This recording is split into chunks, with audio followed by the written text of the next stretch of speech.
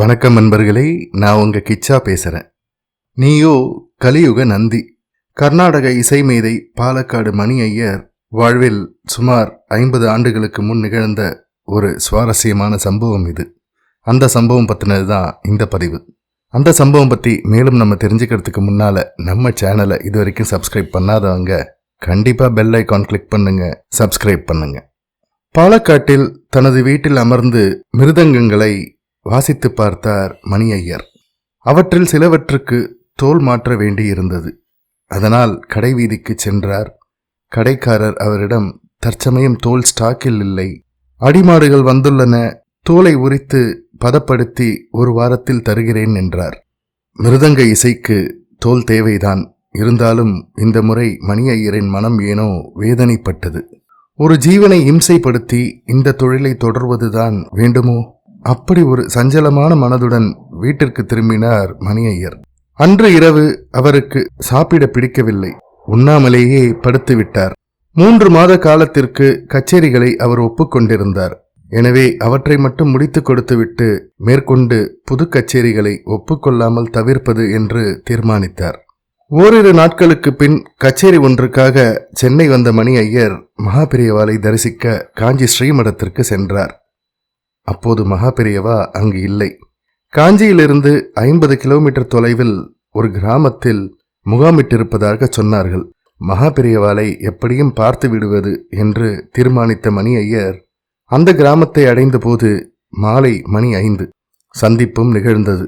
மகாபெரியவா, மணி, நீ இன்னைக்கு இரவு இங்கே தங்கிடு, நாளை காலை போகலாம், உன் தனி ஆவர்த்தனம் கேட்டு ரொம்ப நாளாச்சு என்று கூறி பூஜைக்கு சென்று விட்டார் மகாபெரியவா. பூஜை முடித்து எல்லோருக்கும் பிரசாதம் வழங்கினார்கள்.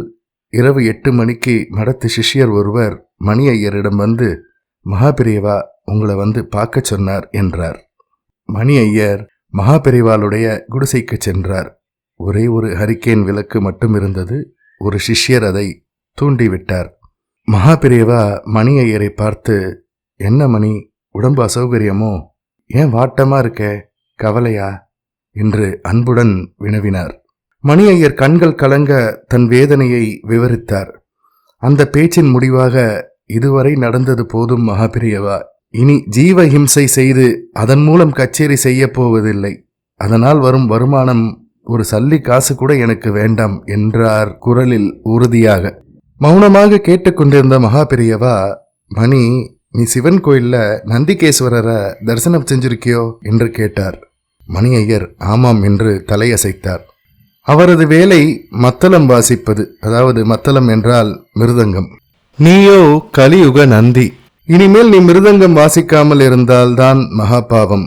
உனக்கு ஒரு பாவமும் வராது. மனசை போட்டு அலட்டிக் கொள்ளாதே. போய் வேலையை பாரு. இன்னைக்கு ரொம்ப நாளை ஆயிடுத்து, படுத்து தூங்கு.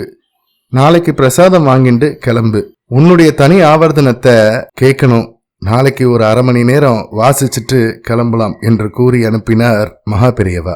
மறுநாள் பூஜைக்கு பிறகு கச்சேரி செய்துவிட்டு மகாபெரியவாளிடம் பிரசாதமும் பெற்றுக்கொண்டு மன நிறைவுடன் வீடு திரும்பினார் மணி ஐயர்.